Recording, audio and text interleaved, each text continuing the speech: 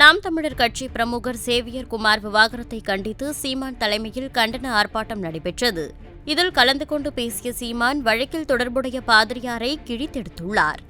வெள்ளை உடையில் கர்த்தர் பெயரச் சென்று காளிகள், கூலிகள், கொலைகாரர்கள், நீ எதுக்கு செவிக்கிற?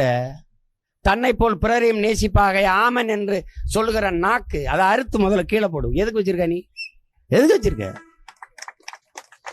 நீ யாரா ஏன் பாவத்தை ஒப்பு கொடுக்க? ஓம் பாவத்தை எங்கடா ஒப்பு கொடுப்ப? பரதேசி பல நீ எங்க ஒப்பு கொடுப்ப? ஸ்டாலின் இந்த கட்சியும் ஆட்சி இருக்க வரைக்கும் தப்பிப்ப, பாதுகாப்பேன். ஆனா ஒரு நாள் நான் வந்தேன்னா நீ எங்க ஓடி வெளிவ? எங்க ஓடி வெளிவ? உலகத்தின் எந்த ஓரத்துக்கு போனாலும் உன்னைய தூக்குவேனா? இந்த கருணாநிதி, ஜெயலலிதா, எம்ஜிஆரை பார்த்து அம்மா, ஐயா, தாத்தா, பாட்டிலாம் சொல்லிட்டு ஆட்சிக்கு வந்தவன் இல்லை தம்பி, கட்சி ஆரம்பிச்சு வந்தவன் இல்லைன்னா. நாங்கள் செத்தாலும் எங்கள் இனம் வாழ வேண்டும் என்ற கனவோடு வந்த தலைவனின் பிள்ளைகள் நாங்கள். அநீதியை கண்டு அச்சம் கொள்ளாமல் துணிந்து எதிர்த்து போராடுகிறவன் எவனோ அவனே உண்மையான ஜிகாத் என்ற நபிகளின் மொழியை படித்து வந்தவர்கள்.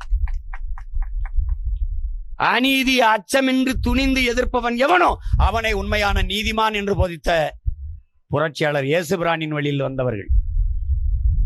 அநீதிக்கு எதிரான புரட்சி தீயை பற்ற வைக்கவே இந்த பூமிக்கு நான் வந்தேன் என்ற இயேசுபிரானை நம்புகிறவர்கள். எங்கெங்க அநீதி நடக்கிறதோ, அக்கிரமம் நடக்கிறதோ, அதையெல்லாம் தடுப்பதற்கு நான் அவதாரம் எடுத்து வருவேன் என்று போதித்த கிருஷ்ண பரமாத்மாவின் வழி வந்தவர்கள். நீ சும்மா போட்டு போய் கோர்ட்ல சரணடைஞ்சிட்டா அதிகபட்சம் நான் 2 ஆண்டு இருக்குமா திமுக ஆட்சி? 2 ஆண்டு நீனு கும்பிட்டு விழுந்தா கூட்டம் போட்டு பாக்குற, ஒரு வயலு உட்கார மாட்டான், ஓடி போயிடுறான். நீ 100 கோடி செலவழி, 1000 கோடி செலவழி, 5 பேர் முன்னாடி உட்கார்ந்துருக்கான். மக்கள் உன்னை விட்டு ரொம்ப தூரம் போயிட்டாங்க ராஜா. மக்கள் உனக்கு அருகில் இல்லை, அருகில் இருக்கிற மாதிரி நடிக்கிற.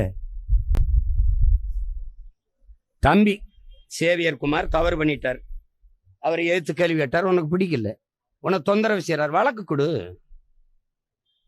காவலர்கள்ட்ட ஒப்பட. அவர் செய்த சட்டப்படி குற்றம் என்றால் தண்டனை கொடுக்கட்டும், வழக்கை நாங்க பார்த்துக்கிறோம். அதுக்காக